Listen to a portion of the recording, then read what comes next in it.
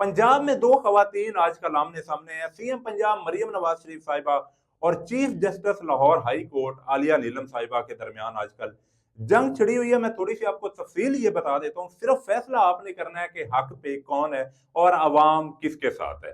तो मैं आपको तफसील ये बताता हूँ कि सीएम मरियम नवाज साहिबा ने पंजाब में एक एक्ट पास करवाया जिसका नाम है Punjab protection of ownership of immovable property ordinance 2025, जिसके थ्रू ये था कि गैर कानूनी जो कब्जे हैं उसको जो मसाइल हैं वो हल करना और जो असल मालिकान है उनको कब्जा दिलवाना। इसके लिए तहसील और जिला लेवल पे एक कमेटी बनाई गई जिन्हें के डीआरसी डिस्प्यूट रेजोल्यूशन कमेटीज कि जो झगड़े को खत्म करने वाली कमेटीज हैं को जो 90 दिन का टारगेट दिया गया कि आपने ये जो गैर कानूनी कब्जे हैं ना इनके सारे जो है कागजात चेक करने हैं। मैं आपको सादा से अल्फाज में बता रहा हूँ।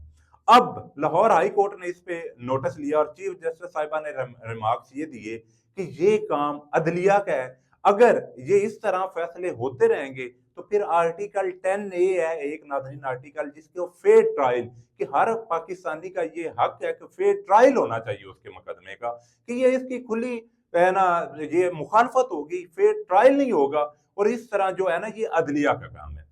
अब नाजरीन फैसला आपने करना है। मैंने आपको थोड़ी सी तफसील बता दी है कि कौन हक पे है और आवाम क्या चाहती है। सिर्फ मैं इतना ये कहना चाहता हूँ कि हम वुकला तो हमेशा ही जुडिशरी पे जब भी मुश्किल वक्त आया तो हम वुकला ही तो खड़े हुए हैं। लेकिन मैं ये भी कहना चाहता हूँ कि आज आप सर्च कर लें तो 130 नंबर पे पाकिस्तान की जुडिशरी है।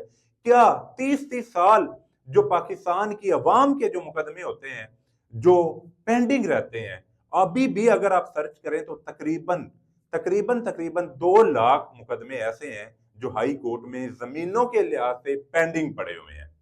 तो अगर इस तरह की जुडिशरी होगी तो फिर कैसे आप हमारे मसाइल हल होंगे?